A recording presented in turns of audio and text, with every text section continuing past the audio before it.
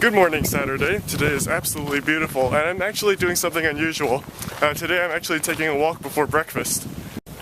We're going up this hill just up from where we live called Sunset Loop, and it's called that because it's supposedly the best place on the island to watch sunsets. I guess sunrises could be good as well. Wind turbines. Most of the electricity used on this island is produced here. This island has so much natural beauty that I've just never seen anywhere else. Wow, perfect place. It's really windy here. This is Sunset Loop. It goes up one way and down the other. That's the northern part of Peter Island. That's the eastern one. We're on the southern right now. The water is so blue in the sun today. Wow, so many colorful lawn chairs for sunset watching.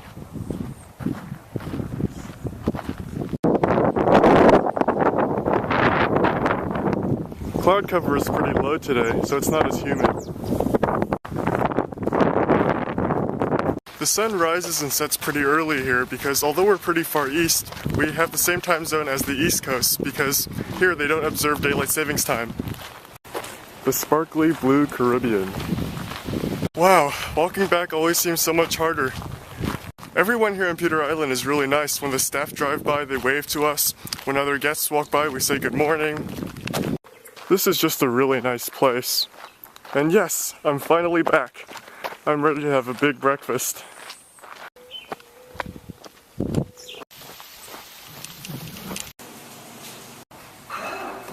Yes, smoked salmon. I love this stuff.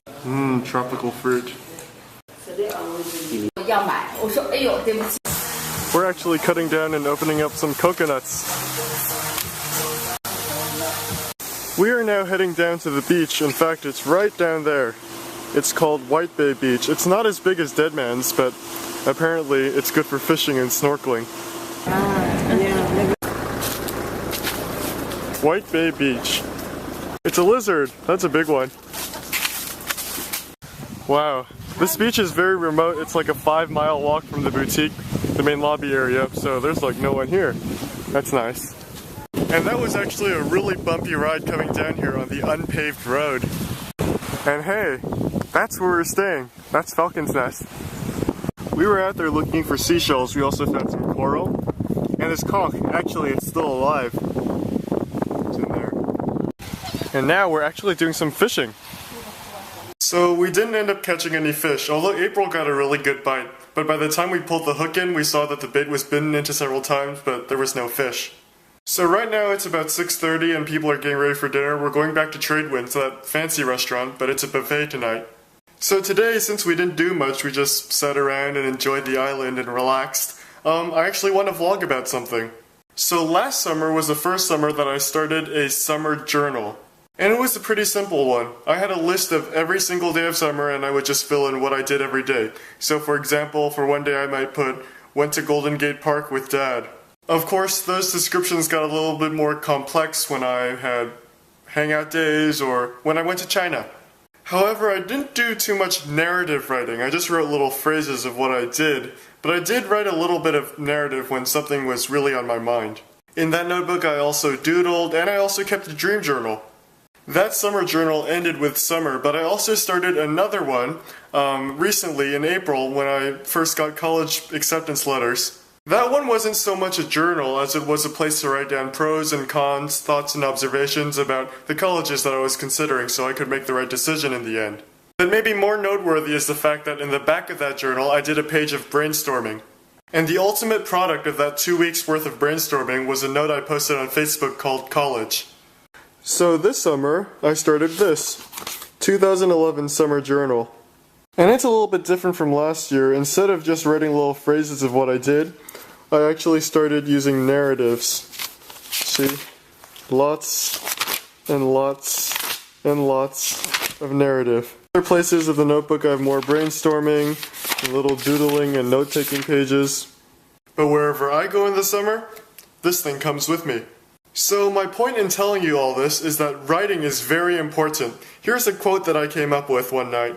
The only thing more precious than time is the ability to preserve it. Time does not stop for you. Every moment that you are experiencing, you will never experience again. And yes, memories are good, but memories decay.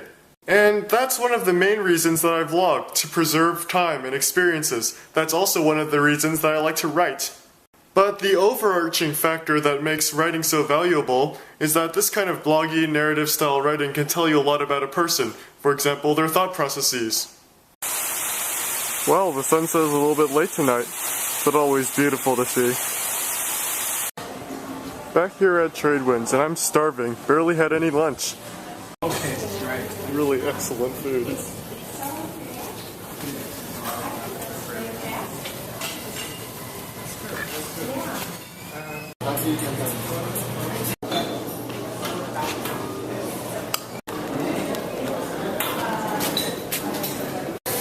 Bananas Buster. Here comes the Bombay.